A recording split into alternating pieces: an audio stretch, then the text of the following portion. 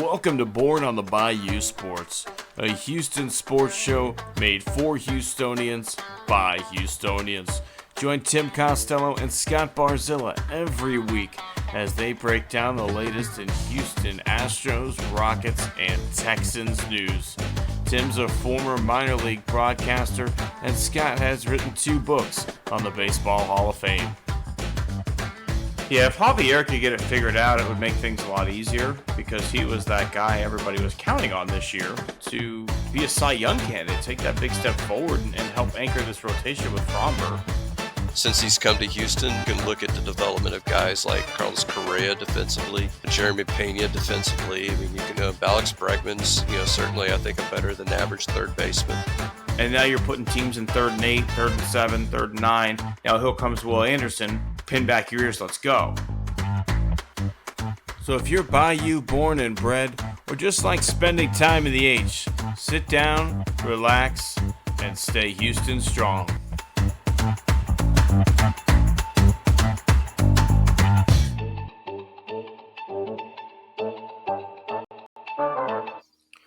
Welcome all my friends to the show that is back again, Born on the Bayou Sports. Tim Costello, Scott Barzilla, coming to you hot here on a Wednesday night as we are just fresh on the heels of a big Astros move. But we'll get to that later. It's a big move. I don't mean to tease it. We'll get to it later. I know you're excited, Scott.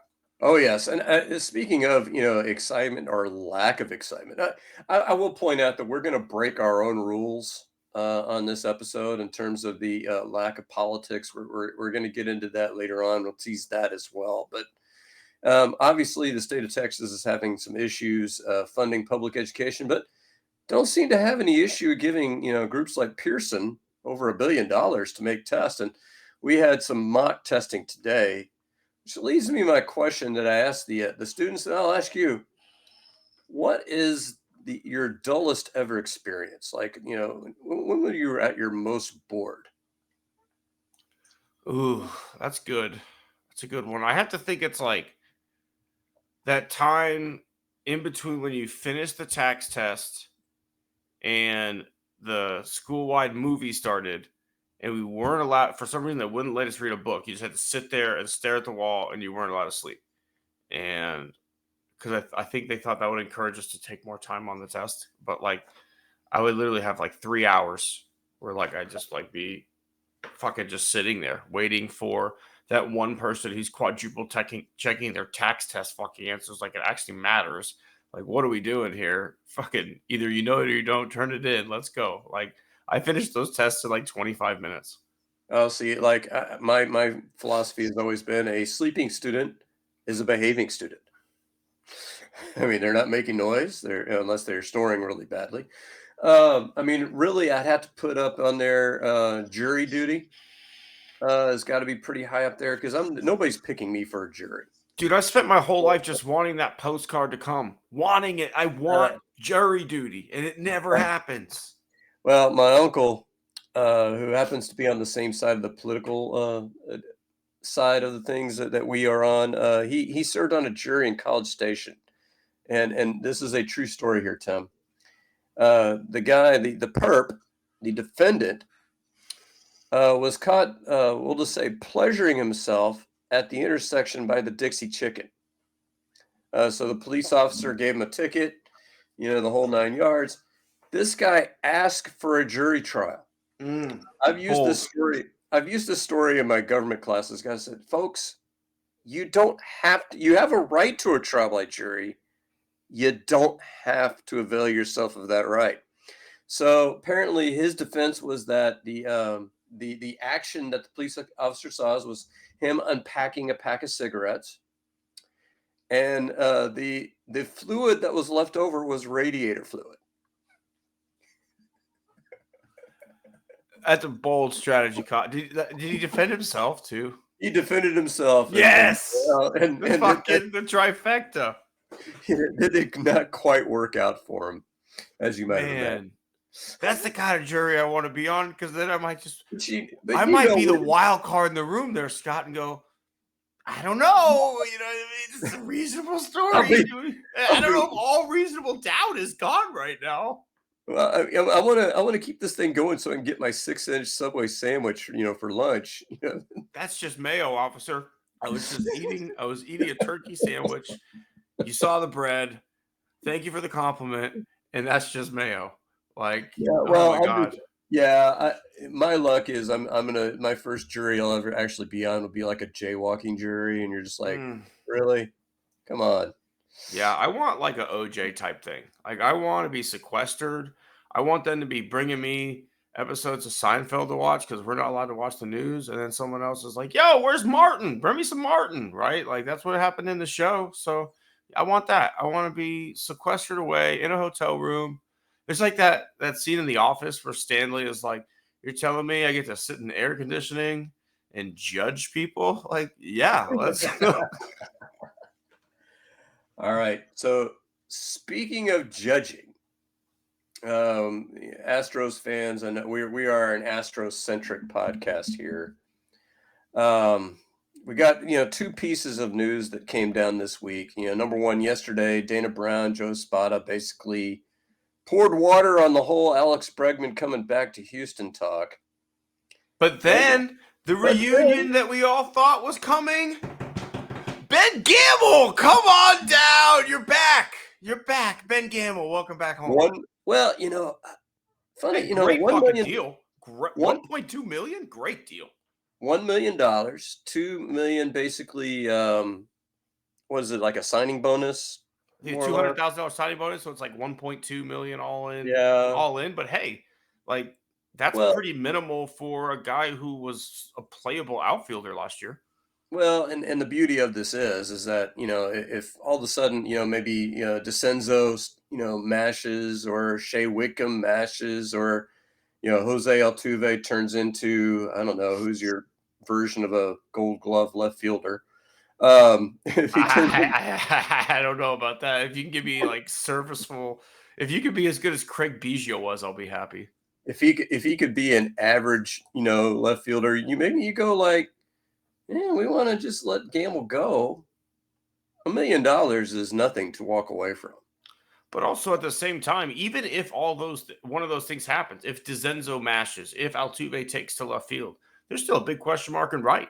There's still a big Yeah. question mark in center, right? So this is a hedge against that bet as well. And let's be real. Let's say, because right now the rumor is Alex Bregman is being offered 4 years, $100 million from the Cubs with opt outs after every year.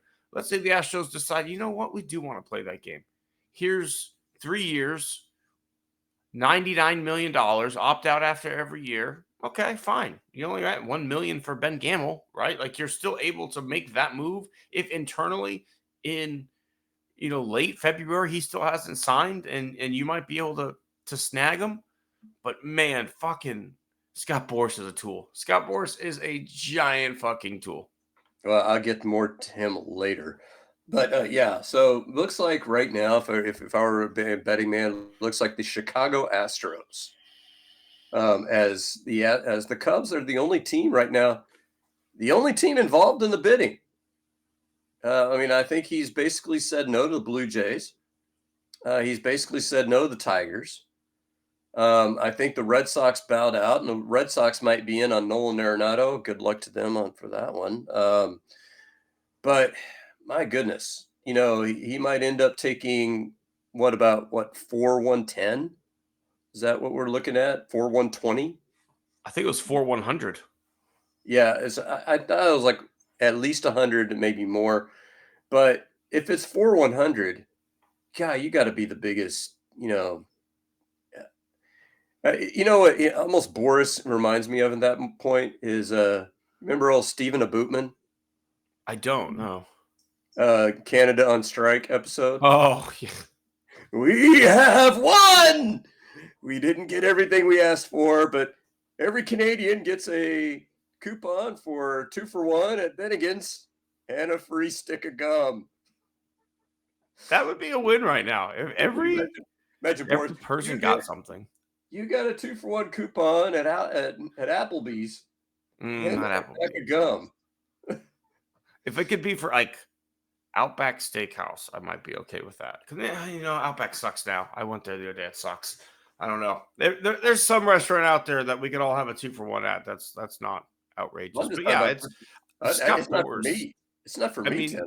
This the is for Astros were Bregman. what, like $26 million a year is what the AAV was on the offer that he was given from us, like from day one. And, you know, this is every time the Astros seem to be spot on like what the number should be, right? Like guys who hold out don't get what was initially offered. And then the Astros end up being right down the road. So, I understand, listening to your people. However, don't let Scott Boras be one of your people. Like, I don't understand it at this point, Scott. Like, when you look at the calendar and you see that Juan Soto is going to be a free agent the same year that I am, and we're both represented by Scott Boras, I'm like, might be time to make a change before free agency and get somebody who's actually going to give a fuck about me before January. Yeah, well, and when I said Applebee's, that's for Bregman. Oh, Maybe he's an Applebee's fan. Who knows? But or Outback Steakhouse. Maybe he's a fan of them as well. But here's the thing. So Fangraphs has a formula that they use. Every win, according to Fangraphs, is worth $8 million. So help me, figure this out here, Tim. Last year, Bregman was worth 4 wins. Do you think he is a 4-win player in 6 years? no. Do you think it's reasonable that he would average 3 wins over the 6 years? Yeah. So what is 3 times 8, Tim? It's 24, Scott. And what did they offer him? 26. So they're offering him a little over, for being a little over a 3-win player. Now, you could structure that any way you want. And maybe, if they'd have come back and said, okay, we'll give you 30 for the first 3 years, and then we'll take off, and give you like 22 for the last 3. Maybe he could, save face and say, look, I'm earning more than I made last year at the end of this contract. But the Astros offer is what Bregman is. The problem that Scott Boras has is that he's leaning heavily into 2018, 2019, and that's not the player that Alex Bregman is. He hasn't been that player in 5 years. So, and there are no Ed Wades in baseball. There are no Cam Boniface. The only ones that are there are maybe the Rockies GM, and he's not going to Denver. So who is out there that is that big of an idiot that's going to pay him $200 million? And again, it's not. This is not the first year that this has happened, Scott. Last year you had Snell signed late. You had Montgomery signed late. The year before, it happens every year. Well, JD Martinez, I think too. JD Martinez signed late, and I don't. Did you ever watch Entourage? No, I didn't get to that show. So there's a season where Vince fires his agent and he starts fielding meetings, right? And everywhere he goes, it's the same generic, like McDonald's, Walmart, Vincent Chase. We're going to make you a brand. You're going to be synonymous. You're going to be, a brand of your own, right? And at the end of the day, that's not what he wanted. He wanted like someone who just understood him and wanted what was best for what he wants in his career. And it seems to me like Bregman got caught up in the brand, right? Like we're going to expand the brand of Alex Bregman, right? We're going to get you exposure in a big market. We're going to get you a big name contract, and we're going to make you the star of a franchise. Well, it's just like you kind of already had all that, man. And if you had a legitimate agent who maybe is a little bit smaller, maybe a boutique guy, but he cares about you and your happiness versus just cashing another check, you would have been signed in December. You would have been wrapped up, able to enjoy Christmas, knowing where you're going to be. But because you wanted to be a brand, you wanted to be the guy who got the splash, the big contract. Like, again, that's your prerogative. But now here we are because teams, as you said, teams knew who you were. There was no one that's going to get bamboozled. And there was no one sitting out there who put aside money for Juan Soto and didn't get him, and we're like, fuck it, we'll just give Alex Bregman the same money. Because that's not how it works anymore, right? Like in today's baseball, you just say, it's okay, Kyle Tucker will be a free agent next year. I'll just give him $500 million instead. You don't say, I'll pay Alex Bregman. You just wait because there's such a good crop coming free every year. And I think that's all of that was missed by Alex Bregman at the end of the day. Yeah, I wrote an article basically looking at the Hall of Fame index and where Alex Bregman is and likely to be. So I'll throw two names I threw at people in the articles. I don't know if you read it in the crawfish boxes, but you didn't watch either of these two guys play. But you know the names Ron Say? Ron who? Ron Say? Yes. The Penguin? Yeah. Or Craig Nettles? Yeah. That's basically who Alex Bregman is. So if you look at the Yankees in circa 1970s, Nettles wasn't the biggest star, but he was an important player. He was a Gold Glove level performer, played well in the postseason, and the Yankees won multiple championships. Are there any busts that have been built for Craig Nettles in New York? No. Because he didn't start his career in New York. He started it, I think, in Cleveland. Okay, you look at Ron Say. Ron Say signed a big contract with the Cubs. Have the Cubs built a statue of Ron Say in front of Wrigley Field? I've seen Ernie Banks, but I didn't see anybody else. He came up with the Dodgers.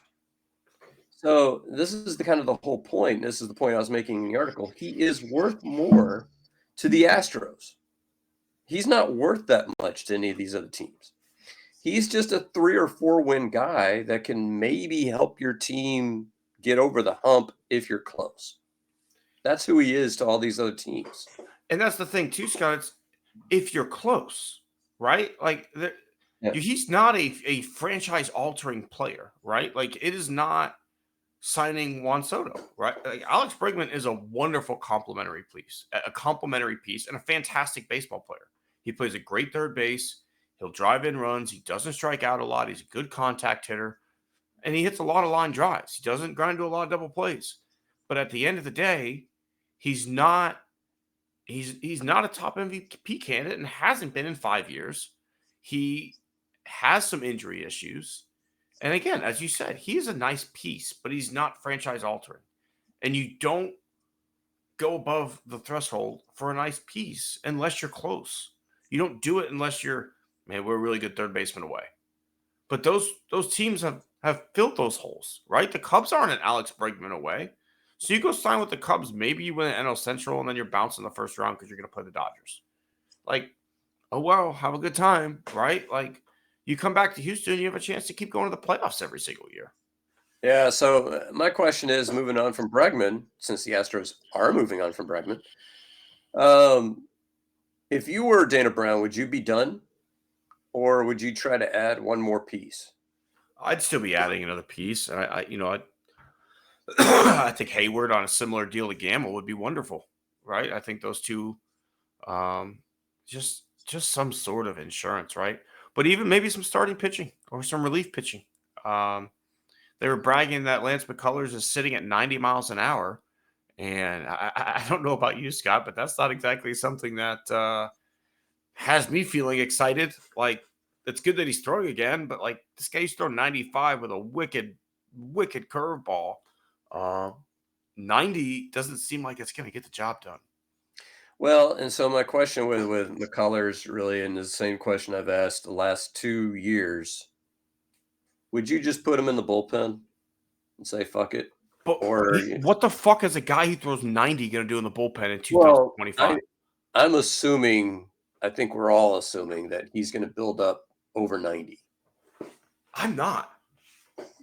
But, I wonder if it's not the same anymore because it's been 2 years and several surgeries, right? Like some guys just don't get it back at the end of the day. Like the arm is fucking shot.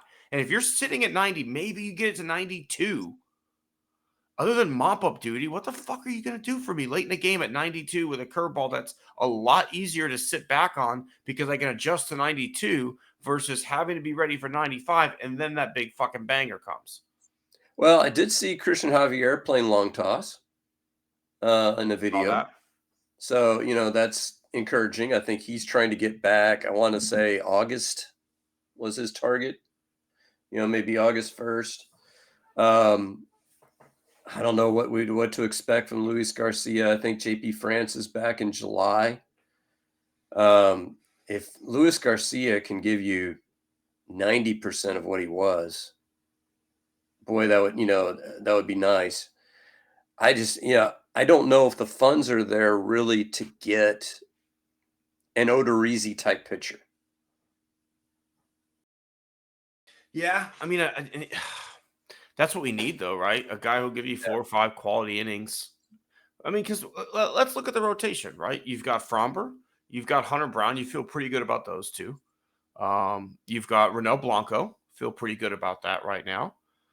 Then is where maybe, Aaron Getty, depending on which Aaron Getty you get, right? He was good towards the end of the year, so let's hope he comes back strong.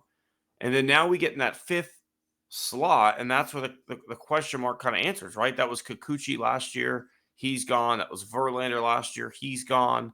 So is it going to be JP France? Is it going to be, some young talent? Is it Well, going? you do have that Wisniewski guy that we got in Yeah, the Houston local. So that's a guy at least we haven't seen anything from him. So spring training will tell. Okay, so Fangraphs today came out with their projected standings in the AL West, and they've got your Houston Astros pegged for 3rd. So, number one, how ludicrous do you find that, that pegging? And number two, like obviously this was pre-Gamel, so I don't know that Gamel really changes that much. If they were to add a Odorizzi level pitcher, would that change, fundamentally where this team is likely to be? Maybe a win or two based on that, but I just don't see us as a 3rd place team. I don't see this as a very strong division, right? Like, yeah, the Rangers have made some moves, but I don't know. Like, I don't think they're heads and tails better than us. I don't think the Mariners are heads and tails better than us. They're a terrible, terrible team on the road. And so I don't know. Maybe the old Minute Maid coming down and Daycon going up. Well, the woes of home hitting will be gone. I don't know, but I don't know, Scott. This is like kind of like last year going into the year. I didn't know what to expect. I was first time in a while. I just didn't feel amazing about the team, and it was a roller coaster season, and just didn't fall our way. We had a good team, and we still have a lot of those same pieces from a good team last year. And I think in some ways offensively we've added good bats. The loss of Kyle Tucker is going to hurt, but he was out for most of the year last year anyway. Yeah, and I think looking at the Rangers. So number one, who was their closer last year, Tim? TJ Yates. So Kirby Yates. I'm sorry. Not TJ Yates. Is he a Ranger? Not anymore. Not anymore. Okay. Who was their setup guy? Wasn't it Robertson? It was. Is he a Ranger? No. Okay, so who's their closer now? I have no idea. And and their bullpen was not what you would call lights out, even with those guys. And Yates had a great year. So I'm trying to figure out, and they lost Scherzer, which I don't know. Scherzer was kind of like their version of Tucker. He wasn't there for most of the year. So do you trust Jacob deGrom, who really hasn't pitched in 2 years, to come back and be Jacob deGrom? No. Okay, so you've got they just signed who was the pitcher they signed this year? Re-signed. The one the Astros light up every time we play them. $25 million a year. I'm blanking on his name. Evaldi? Yeah, Evaldi. We light up every time we see him. But other than that, he's been a good pitcher. Maybe if I were Evaldi's agent, I would have tried to get him into Houston somehow so that he would not have to face us 2 or 3 times a year. But I don't see it from the Rangers. A lot of those guys had great years. Like Adolis Garcia looked like a budding star. He wasn't a budding star last year. Simeon and Seager are a year older, and they tend to get banged up. And all of those guys that were like great, fill in the blank kind of guys that you have in a World Series run turned into pumpkins this last year. So I don't see it from the Rangers. Yeah, I don't either, Scott. They made some nice moves on the periphery, but like then they traded away big pieces too. Like they went inside Seth Beer. Like, okay, nice little move. But then you trade your starting first baseman away. And then you go get Jock Peterson, like, okay, like nice move. But like then Scherzer goes in. It's just your closer leaves, your setup guy leaves. Like I understand we've had some subtraction as well, and I'm not saying we're a 100-win ball club, but I don't see the Rangers as a better baseball team than us on paper. I really don't, right? Like Adolis Garcia had one good year. He had one good year, and since then he's been who he is, a guy who hits mid to low 200s and will hit a few homers at the end of the day. But he's a 3 true outcome player. The Mariners, to me, are the bigger threat because of their pitching. I think, getting back Polanco, maybe Polanco bounces back. Maybe Randy Arozarena bounces back and has the same kind of season that he's had in Tampa Bay. Maybe Julio Rodriguez bounces back and has the kind of season that, he had in his first couple of years in the league. So, they have a lot more potential to me to be a problem than I think the Rangers do. I agree. No, the Rangers have competent front office management, right? Like they have guys that want to win and go all in and make big moves. The Mariners don't, right? Like the Mariners cannot get out of their own way come trade deadline time and trying to improve their team. So from that aspect, like I'm not as worried about the Mariners. I just feel like the front office will fuck them versus like if the Rangers are even close to in it, like it'll be an arms race. Yeah, I mean, to me, like if I were Jerry DiPoto, I'd be like, I'd get Peter Alonso on the phone now. Say, what would it take? I mean, because they got a gaping hole over there at first. Yeah, it'd be a great sign. Great signing. But they're not going to do it. Doesn't Christian Walker play the outfield too? Couldn't he play left? Well, maybe anybody could at this point. I'm just saying, like, pretty sure he played some outfield in Toronto. You're moving a Gold Glove first baseman, in favor of a very mediocre first baseman. I would rather Pete Alonso play left field. There you go. Now I don't. Can we? Like, I want it. Like again, not my money, but adding Alonso would be a nice little. Maybe he can play second. I don't know. Remember Brett Wallace playing shortstop? Oh God, I do. Sadly, Scott, I do. All right, let's move on because I can't even. That's a bad image you just put in my head. Let's talk about the NBA trade deadline because we've had some interesting moves. The Golden State Warriors have acquired Jimmy Butler and sent quite a bit out the door. The rumor is that Kevin Durant is to be had here shortly. Booker might be available. Bradley Beal could be, there's a lot out there, Scott. And the Rockets have made a small move, picking up a Springer's coming back to Houston, baby. Oh, not that Springer. A reserve player and swapping second-round picks. But do you feel like they're making any of these moves, or are we going to be sitting this one out for the most part? I don't know. When we were sitting here last time, we were the second place team in the West. Now they've lost 4 games in a row and are the third place team in the West and dropping like a rock. I guess, part of it is, we got Sengun back for finally in the last game against the Nets. When is Fred VanVleet coming back? That's a bit kind of a big question, and so I don't know if this 4-game losing streak changes the calculus in either way. I don't know. It's hard to get into Rafael Stone's head because I could see him sitting there thinking, man, we get a Kevin Durant in here. Oh man, when we're at the end of games and we don't seem to have a go-to guy, well, he would be our go-to guy at the end of games. I could see the wheels spinning on that. But the risk that you're taking is, are you going to gel in time for the playoffs?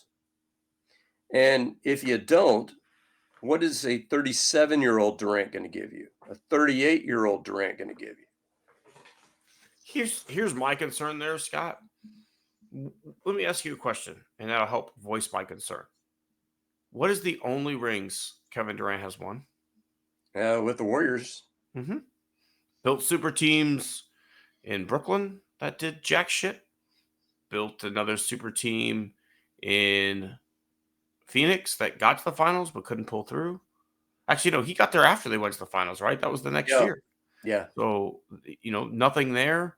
You're on a Thunder team that had James Harden, Russell Westbrook, Serge Ibaka, Kevin Durant, among other very talented players. Couldn't get the job done there. You ran into a Heat team, but you did never, the only title that you truly won was on like the greatest basketball team ever assembled.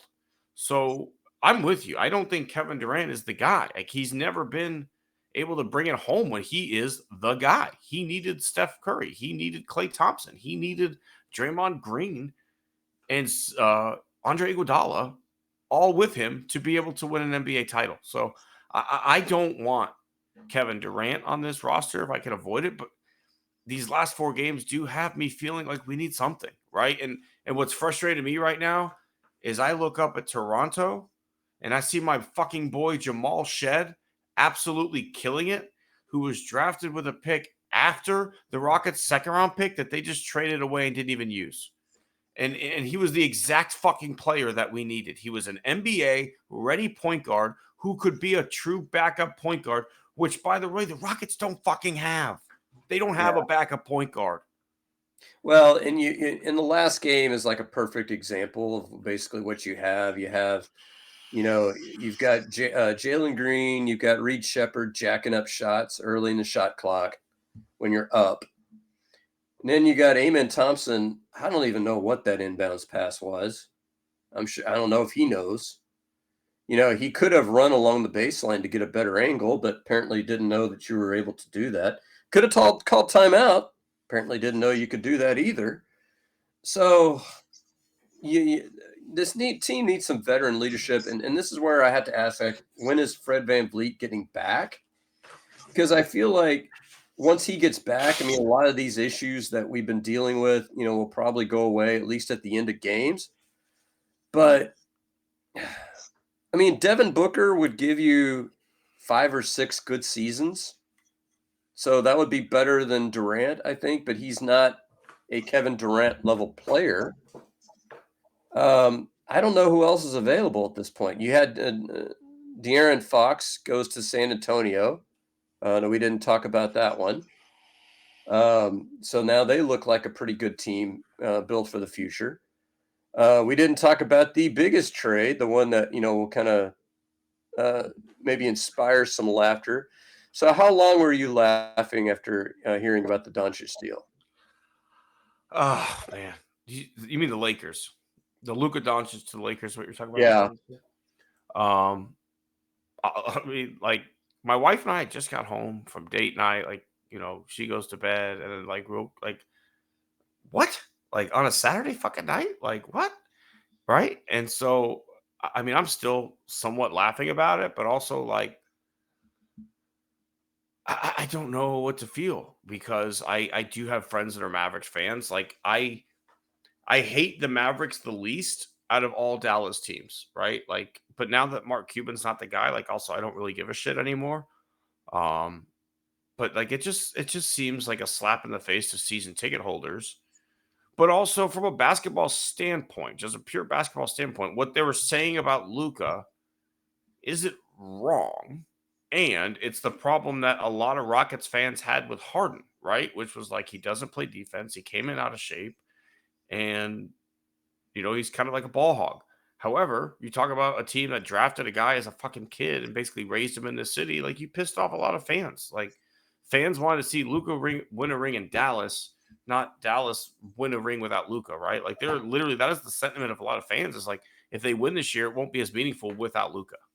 Let's think about it this way. You compared it to the Harden situation. Harden asked to get out, which puts you in a much less advantageous place in terms of leverage. And we still got a better deal than what the Mavericks got. And then this is what floors me. It's not the fact that you decided we're not winning with Luka. I could see you getting to that headspace, but the fact that you don't sit there and go, behind the scenes, hey, NBA, Luka's available. Come make your bid.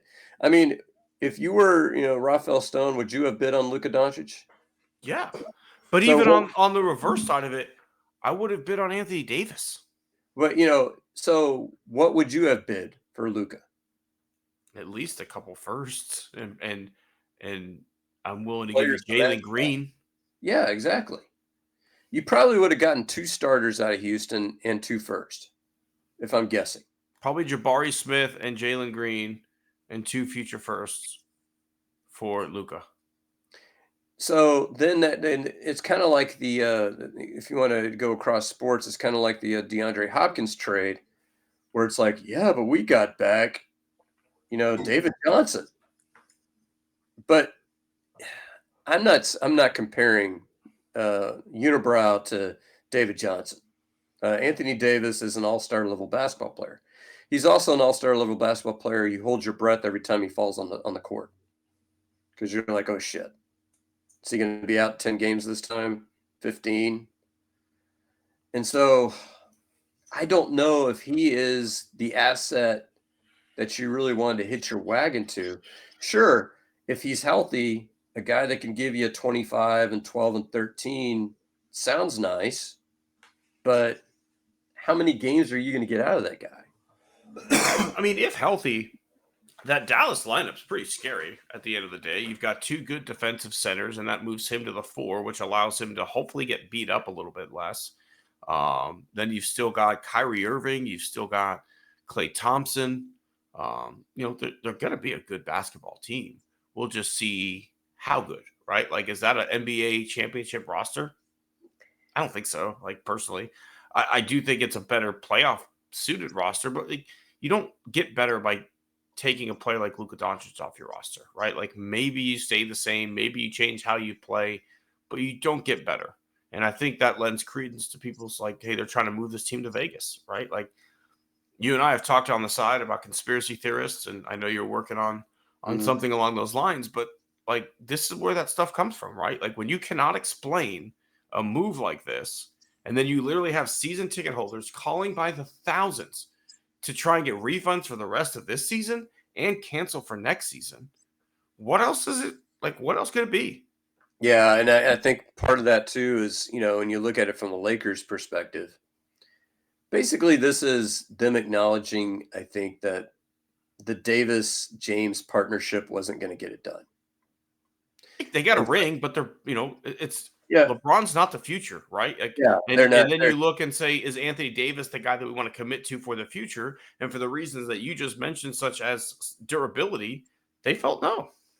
So, you take a 31-year-old guy and you trade him for a 25-year-old guy. So now when LeBron James leaves, whether that's after this season, or which he could as a free agent, or whether he signs an extension, plays, let's say, 2 more years.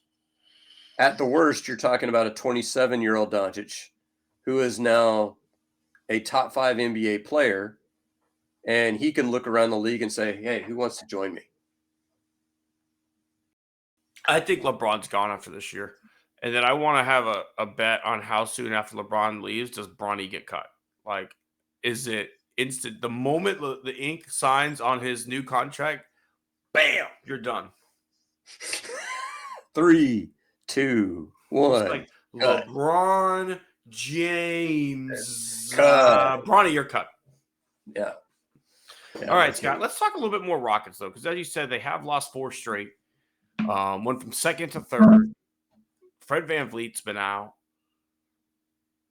where's your panic meter at? Because I think this team has kind of overperformed a lot more than we thought, right? I think you and I would have been happy if we were a 6th or 7th seed going into the season. But now that we're here and we were a 2 seed, we would not be happy falling to the 6th or 7th.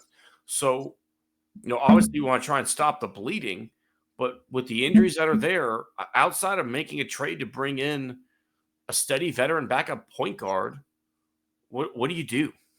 Me, I would like to break some news. Your Peter Alonso dreams are going to have to be put on the shelf. He's back to the Mets. To play left field? Yeah, I don't know whatever they want to do, right? In terms of the Rockets, my thing, honestly, is I stand pat. You're going to make the playoffs. So go to the playoffs, play a playoff round, and honestly work it like an experiment. We're going to run this team the best way we can with the pieces we have and see what happens. See, does Sengun step up, play big, or does he shrink? Does Jalen Green step up, play big, or does he become a turnover machine? What happens with Amen Thompson? If you have both Fred VanVleet and Dylan Brooks, is that enough of veteran presence? I think, if you get Jabari Smith back healthy, what does that look like? I would love to see what this team looks like in the postseason. Take your lumps. You probably lose in the first or second round, and then wait for the summer to make your big splash move after you looked at a team post playoffs and go like, okay, this is what we need. I tend to agree with you there. I don't think there's a player that's going to win you a championship that's going to be out there. Anything you do right now is a Band-Aid.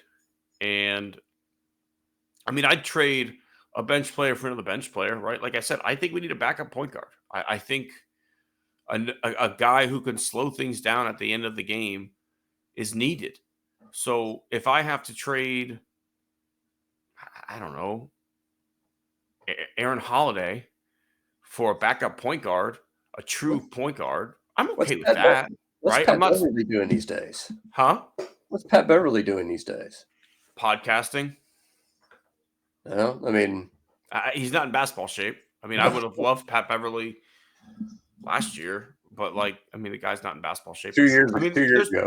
There's guys out there, right? Like, we just need a competent veteran point guard that when Fred VanVleet is out can give you 15 or 20 minutes. At the end of the game can slow it down because Amen Thompson is fantastic. He's wonderful in the open court. He is dynamic. He is electric. He's also young and he's prone to turnovers. And in the biggest moments of the biggest game so far, he's made some great plays, but he's also turned the ball over and made bad plays. And so sometimes having that veteran out there to help him, to guide him, to teach him is really, really important. You had Case Keenum you went and signed Case Keenum at a time that you drafted a quarterback with the 2nd overall pick. And it wasn't so Case Keenum could go out and play. It's so Case Keenum could teach him how to be an NFL quarterback. And so veteran leadership is good. I'm okay with trading out a bench piece for a more efficient bench piece. But outside of that, I'm with you, Scott. This team needs to see who they are under the brightest of lights and make some decisions based off of that. I mean, I was encouraged overall by what we saw from Reed Shepherd. I mean, he made a bad decision to shoot, that 3 at the end of the game, so soon in the shot clock. But 16 points, quite a few rebounds. I mean, that's an encouraging performance from him. I would love, another veteran point guard that can sit there and go like, at the end of practice, Reed, you're working with me. We're going to work on your point guard skills. We're going to see what we can get from you, in the future. Because, right now, that's your future. I did see on NBA trade rumors that, Fred VanVleet and the Rockets are beginning exploratory talks about an extension. Depending on what, the terms are, that could be a good move. Yeah, we talked about that before. We want him back. We just don't want him back for like $39 million. Yeah. So if it were like 20 million or 15 million, you'd be like, okay, we could buy that. And so, and I thought Aaron Holiday could play point. I thought he was too, but he does not ever seem to do that. Or if he does, it's not with efficiency. But Yeah. let's keep it moving, Scott. Let's start giving out some awards. Let's get to that time. Who do you have for us as your horse's ass of the week? Horse's ass, we brought him up before, Scott Boras. Or as I lovingly call him, Scott Boras. I've told this story before. I've told it on this podcast before, but I'm going to tell the story again. We had the Hendricks brothers come and talk to us, my Sabre group. The Hendricks brothers, for those of y'all don't know, they were a big-time baseball agency back in the 90s and aughts. And they represented Roger Clemens and Andy Pettitte, among other players.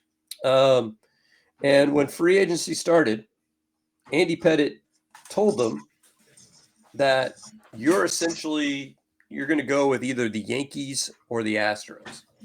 And as it turns out, he ended up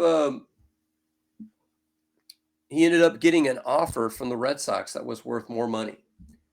And the Hendricks brothers flat out told the Red Sox no, because my client does not want to go to Boston.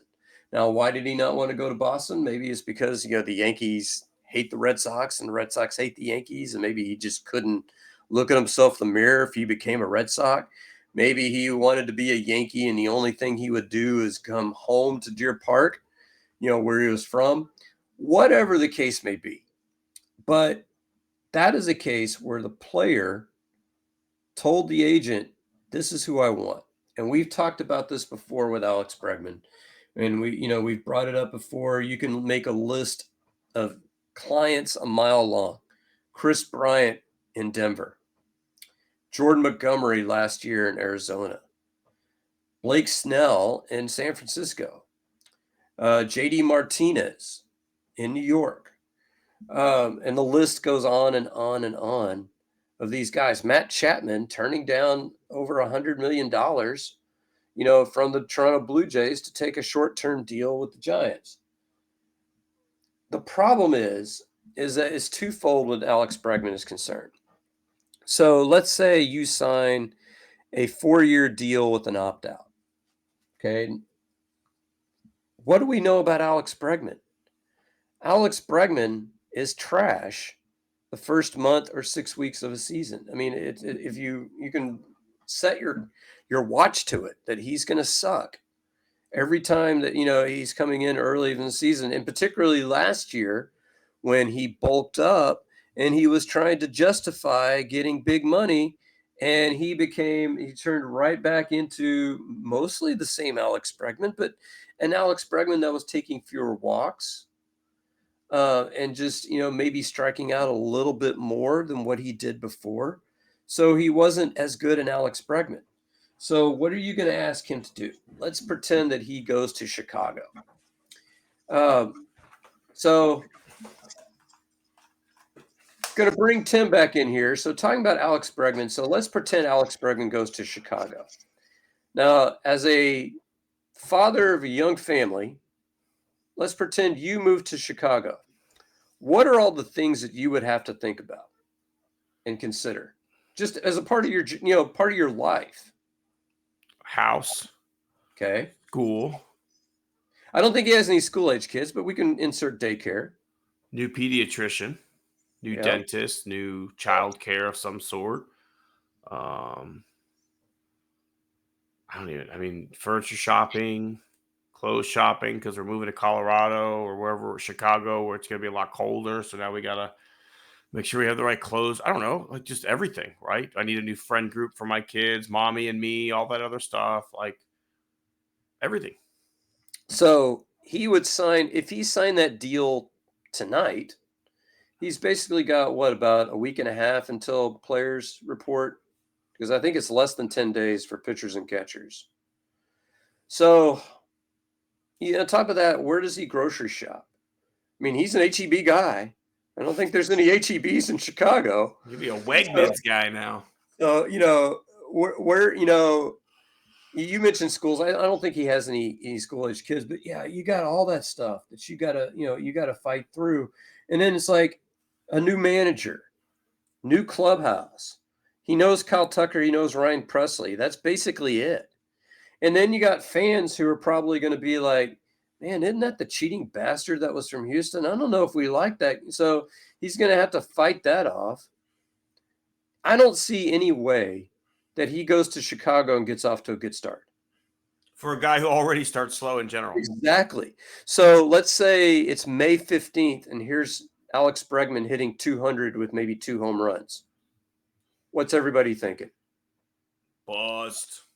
Exactly. Now in Houston, we're just like, hey, man, he's just getting warmed up. Yeah, typical Bregman. He's just getting warmed up, but anywhere else. And here's the difference. Christian Walker signed. So I remember exactly when he signed, because he signed on my last day of teaching in the first semester in December. Because I remember going out to lunch and all of a sudden I hear the blip on the radio. The Astros have signed Christian Walker. So he had all the rest of December. He had all of January. He had, half of February in order to get acclimated to all these things that you were talking about. And so the odds are is that he is set up to be a whole lot better than what Alex Bregman is being set up for. And you look at all of these other players that I mentioned, and I mentioned the long list of, Boras clients that have had to take less because he fucked his clients over. And Blake Snell finished strong, but he started off like shit. Jordan Montgomery started like shit and finished like shit, and now doesn't have a home. I mean, he's a guy that, if you're the Astros, maybe you go out and you offer him $5 million to see if he can, Oh, he opted in. Huh? He opted into his contract. Oh, he opted in. Oh, never mind. Sorry. But, JD Martinez got off to a slow start with the Mets.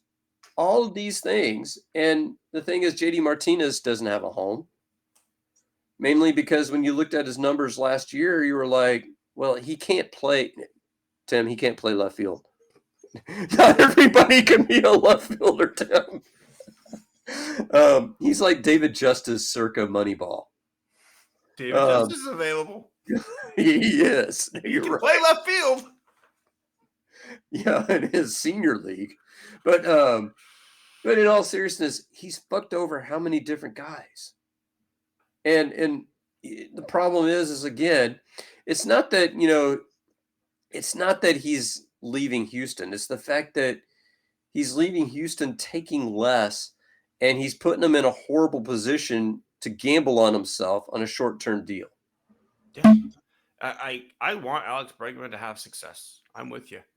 But the way that this has gone down is frustrating because we were the best offer the whole time. And you got bad advice, and now, the team that would have been the best fit for you has essentially moved on, right? Like, and that's where I'm going to move into my horse's ass is sports media, because we live in a world, Scott, where like it used to be more important to get it right than it was to be first, right? Like you want to be first, but you want to be the first one to get it right. That doesn't matter anymore. Now it's just clicks and views and whatever. So you are okay becoming a soundboard for Scott Boras. You are okay leaking stuff for, Drew Rosenhaus or NBA agents, right? Like these reporters have just put bullshit out about the Alex Bregman negotiations that never even happened. They have stuff out there that the Rockets were going to be involved in a 3-team trade to acquire Kevin Durant as Jimmy Butler moves to Golden State. Like, no, they weren't a part of that. Like, get it right, and as someone who considers himself, I was a journalism major. I work for a major newspaper, right? So, like, I'm journalist adjacent. I'm not claiming to be a journalist, but I work in the industry, and getting it right's important, especially right now. And I get that it's quote unquote just sports, but there's more important things than just generating conversation. You can have you can have a great article about the internal talks the Astros are having. But to say that they've re-engaged conversation and then Chandler Rome comes out and says all talks have been internal, well, Oh, and Dana Brown said that too. Right, but other reporters have said that they re-engaged, and then Chandler Bob Nightingale. I wasn't going to name names, but I will. Chandler Rome.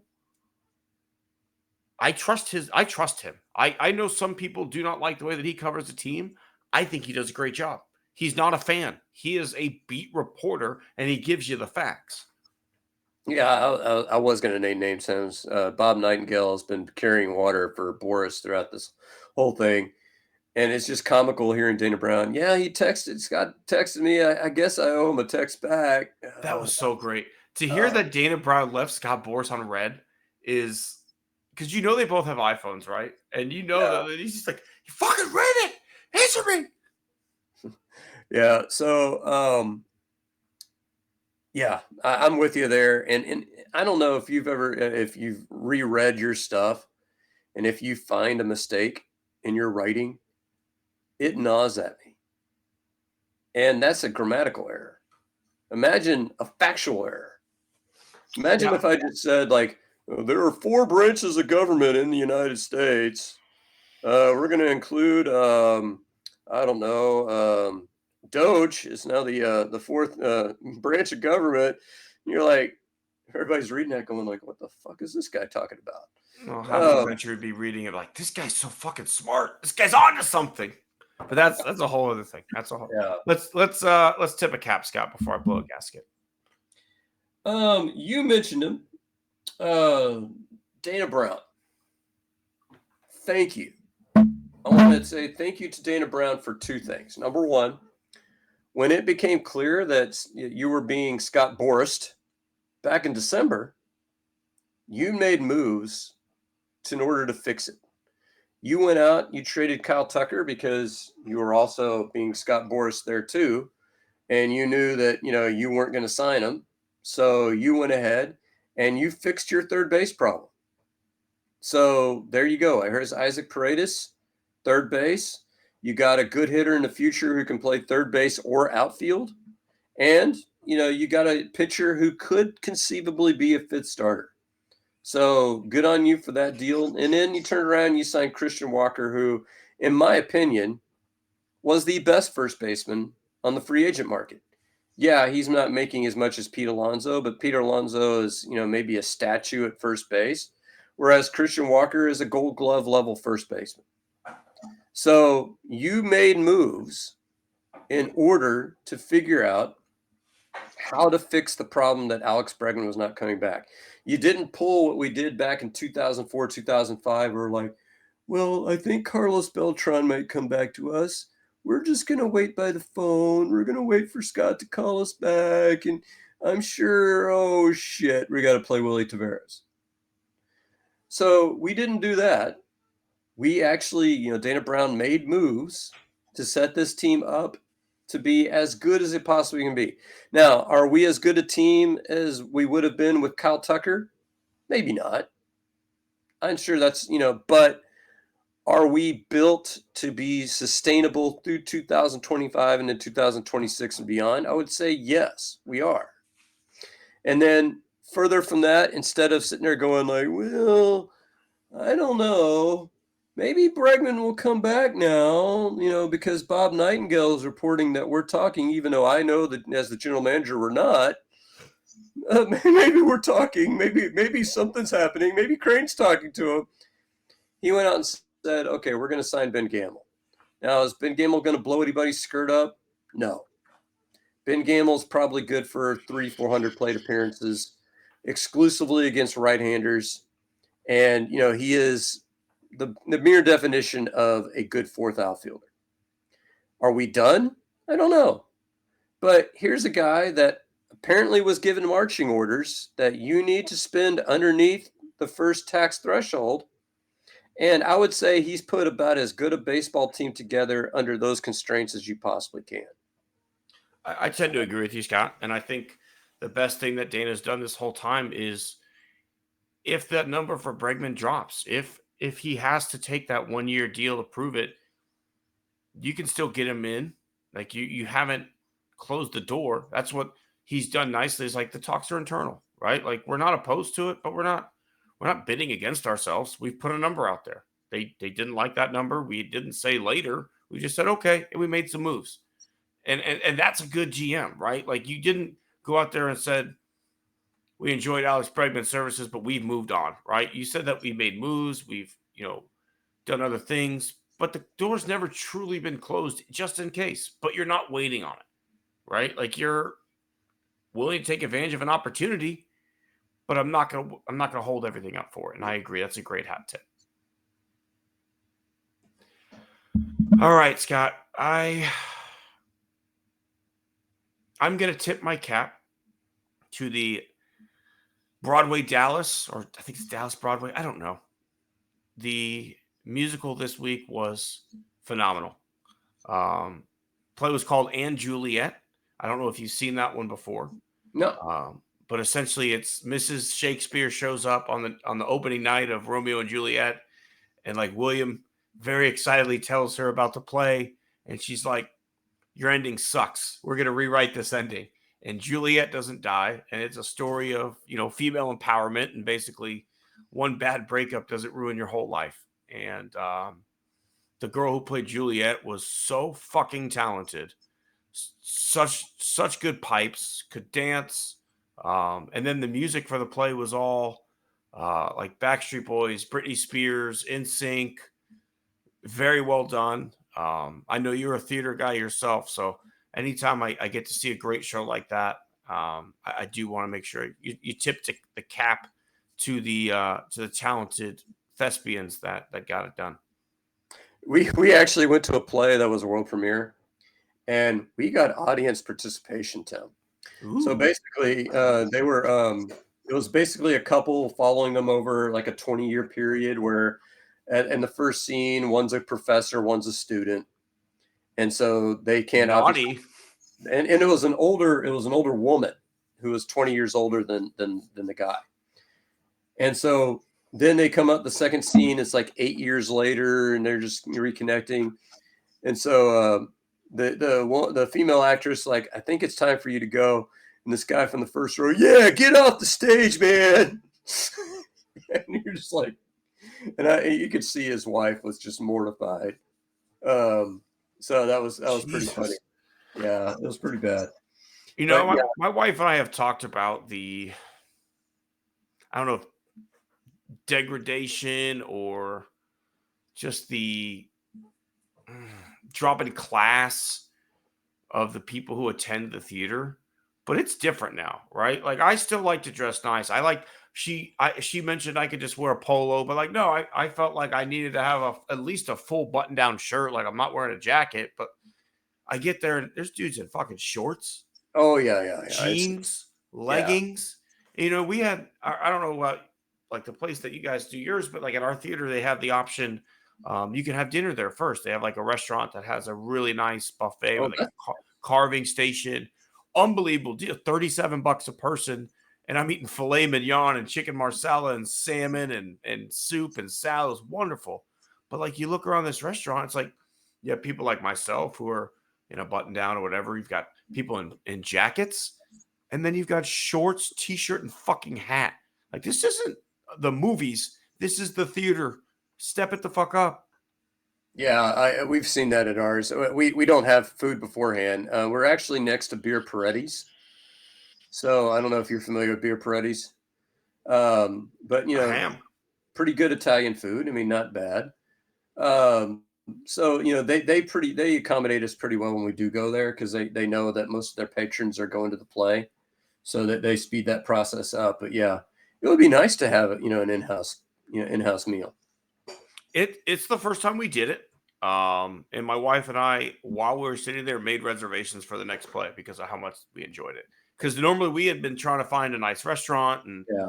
time it, and then even leaving the house at 5, get to the downtown area by 6. Play starts at 7:30, so really want to be there by 7:15 so I can get my hearing device, all that stuff, and just being there and getting phenomenal food, and you're already there. Like it was great. I highly recommend it for any of our Dallas listeners who go see and I recommend And Juliet. It was so fucking good. If you're a 90s kid like me, you'll love the music. And the girl who played Juliet Scott, like, again, I cannot talk enough about how talented she was. She's from Dallas. She played the part on Broadway, and then she reprised the role with this touring group as well. So really has a connection to the part. She fucking nailed it, man. And it's like you've been there when you see someone nailing it, and it's just like it's amazing to see. So for the next portion, I think we have a tandem thing going. So did you want to lead off, or did you want me to lead off? I'll lead off. Okay. I'll go ahead and lead off, and I'll make a big announcement. The NFL made the announcement. They've ended racism, Scott. Let's have a round of applause for everybody. Round of applause. Racism is done. Racism is finished. We did it, guys. We fucking did it. But no, for real, that's why the NFL is a scumbag. You've had end racism in the back of your end zones for like 4 years now, I think it is. You've had it all season long. And then Donald Trump announces he's going to come to the Super Bowl. And faster than it's going to take for Bronny James to get cut when LeBron signs somewhere else, you announce that you're removing the end racism sign from the stadium and out of the end zone. Very obvious what happened. You are bending a knee to the fucking fascist du jour so that way he becomes the first active sitting president to come to a Super Bowl. Like, who the fuck cares? Like, I'm sorry. Are you thinking that we need to spend the money as taxpayers to make sure that the Super Bowl is secure enough for the fucking president to be there? Because I don't think we need to spend that much money.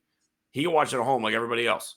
But no, we're gonna bend the knee to him and remove the end racism signs so that way Donald Trump shows up at the Super Bowl. Like, most of the players are black. What are we fucking doing? You can't make them feel uncomfortable, Tim. You know that bishop, asked him to live out the Beatitudes, and it was just horrible, Tim. How could you ask your president to live out the Beatitudes? How could you ask him to show mercy? And so, having him sit there and having a sign that says end racism when he's one of the biggest racists in the country, that's going to make him feel bad, Tim. We can't do that. We can't make him feel bad. You would think that sitting in a diaper filled with your own human shit would make you uncomfortable. Apparently that doesn't, but a little spray paint on some grass. Fuck that. I guess you get used to it over the intervening years. Do you think he gets diaper rash? I have to put some cream on my baby's bottom if we don't get to that poop fast enough. I wonder if someone has to put a little doctor. He's got the Boudreaux. He's got the Boudreaux butt paste. Butt paste on his fucking ass. He's got the Diet Coke. I thought I hit the Diet Coke button. Why are you bringing me the Boudreaux? I should let whoever does it know that Aquifer, I think is the name of it. We've had some luck with that on the diaper rash. So maybe they should try that. We were big Boudreaux family. So, that's where we went on that one. But yeah. So to tandem off of you, so I'm going with the new Undersecretary of State, and I pulled it up on my phone because I have to make sure I read this quote on X, word for word. Darren Beattie, the new Undersecretary of State, quote, "Competent white men must be in charge if you want things to work. Unfortunately, our entire national ideology is predicated on coddling the feelings of women and minorities and demoralizing competent white men." So I'm sure you're shocked to hear this, Tim, but education is a female-dominated field. There is no way I could function if I believed like this. There's no way.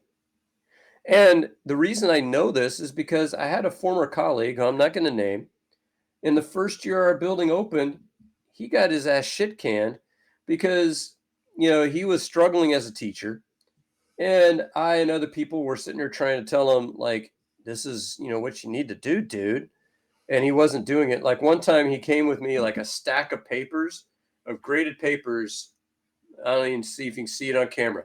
This tall. And they've all been graded over the course of like 9 weeks. And he just came to me. He's like, "What do I do with these?" I was like, "You hand them back." And he was like, "Oh, really?" And so we had our English specialist now, but then was a white female. His mentor teacher was a white female. And so he said, I do not want to be mentored by a woman. I refuse to be mentored by a woman. So they had to bring in a guy from somewhere else in the district to come in and watch him teach and basically model a lesson for him. And of course, it didn't work because he didn't follow that guy's instructions either. But I am so sick and tired. And I saw this quote today, and I actually believe it. If you are against DEI, you should be forced to say each of those words fully out loud. And you should tell us which one of those words are you against? Diversity, equity, inclusion. So tell me, which of those three words are you against? Oh, I don't like diversity? Okay, well, you're a fucking racist. Or you're a sexist. Or you're both. You're an equal opportunity asshole. I don't know. Are you against equity? I don't like things being equal. Motherfucker, I'm a white male. I should be in charge. I should be promoted above my level of competence because I'm a white male. Inclusion. Maybe we're going to cancel all this special ed crap because, why do we want to include children that might have a disability? Why do we want to try to include people that might be talented, but, come from backgrounds that are underrepresented? Why would we want to do that? What's the purpose of that? So basically, this guy's announcing on X that I'm a racist and sexist asshole, and he gets hired to the second highest position in the Department of State. So I don't know. And then I saw what, the head of the Department of State negotiated today, which I sent you in a text. So, this whole country is going to hell in a handbasket pretty damn fast. Yeah, it's pretty fucked up because I don't know about you, Scott. Like, I'd like to think I'm pretty competent, and I don't feel like I've been passed over any point.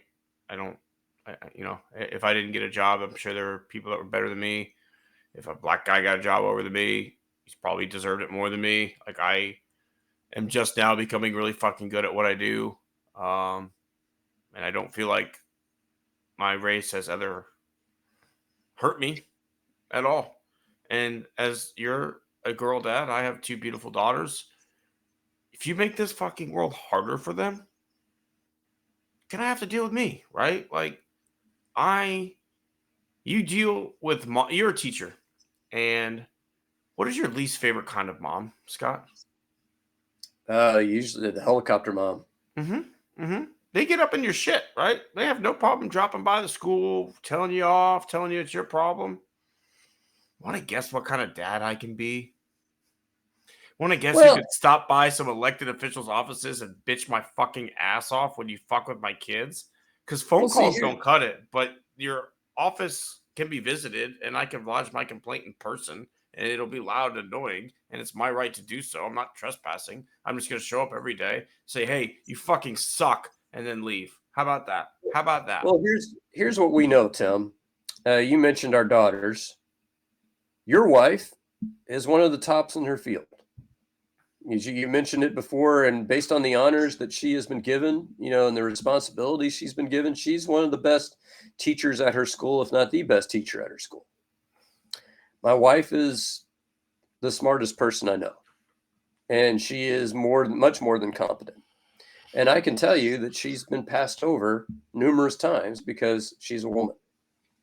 And she could run laps around the guys that they hired mentally.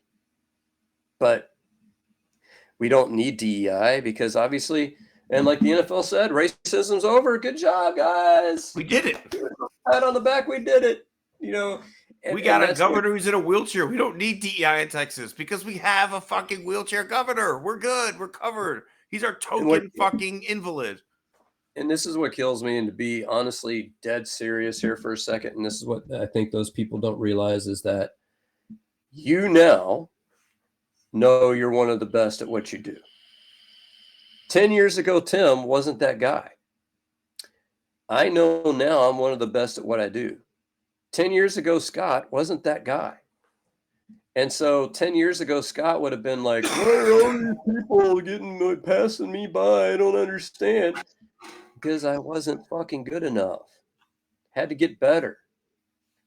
And so all these people is like, I can't stand all these minorities and women who get hired over me. Well, man up, be better at what you do. Yeah, I think that's an interesting point too, Scott, because I applied for like similar jobs to what I do now 10 years ago, right? Like I wanted to work in marketing at the level that I do now, and I never got the role.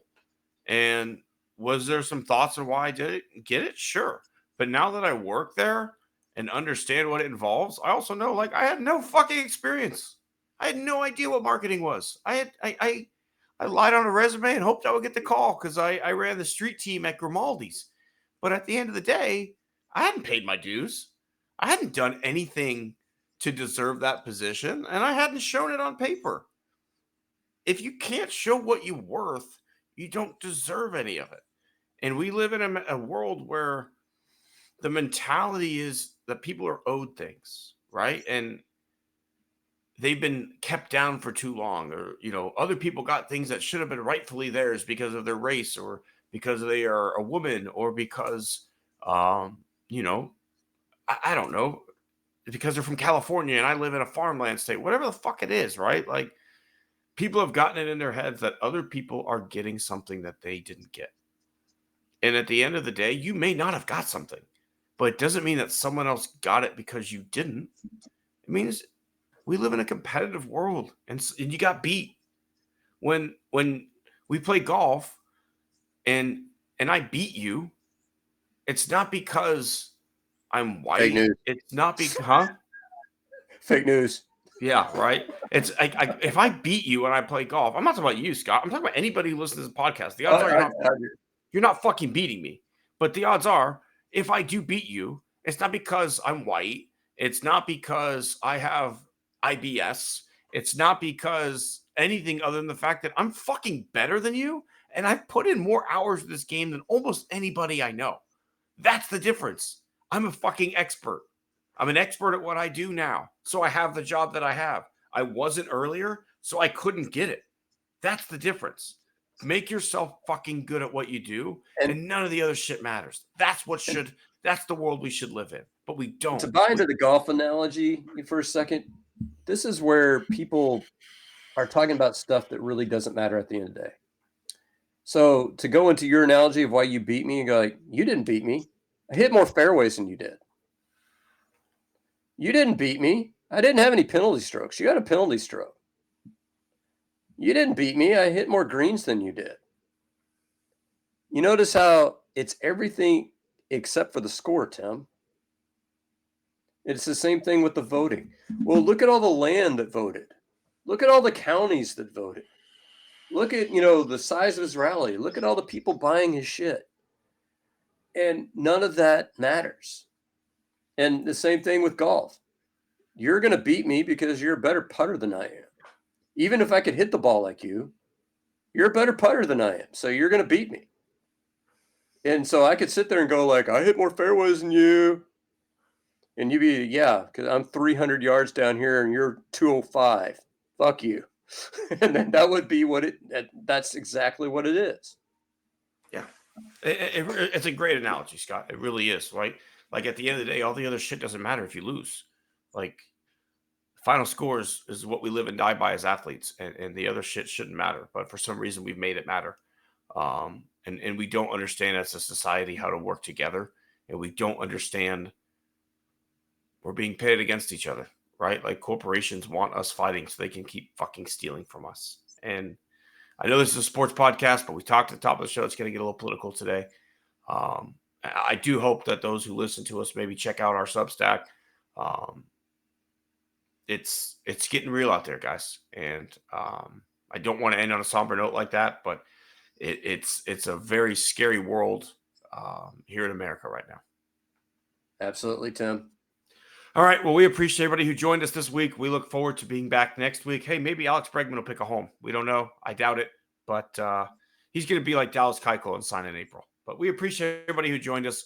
We look forward to seeing everybody back next week here on the Bayou Sports. So long, farewell. We'll see you next time.